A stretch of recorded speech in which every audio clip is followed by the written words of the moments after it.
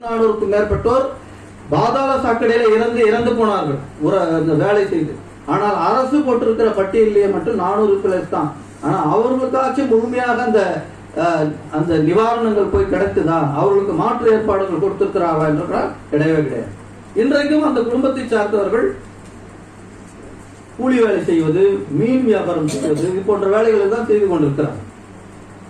அப்படி அந்த பாதாள சாக்கடையில இறந்து போனோடைய அந்த வயது பார்த்தீங்கன்னாக்கா 30 வயது, 35 வயது, 40 வயது இதுக்குள்ளதான் இளம் விதவைகள் அதிகமாக இருக்கிறார். பல குழந்தைகள். இந்த சைதாப்பேட்டையில ஒரு சம்பவம் நடந்துச்சு. அவர் அதுல இறந்து போனவருடைய மனைவிக்கு 9 மாத கர்ப்பிணி. அந்த அம்மா அங்க வந்து நிக்குது. 9 மாத கர்ப்பிணி. என்ன செய்ய முடியும்? இப்படிதான் தொடர்ந்து இது போன்ற பிரச்சனைகள் முடிவுக்கு இல்லாமல் வந்து கொண்டே இருக்கிறது. அதனைத் தொடர்ந்து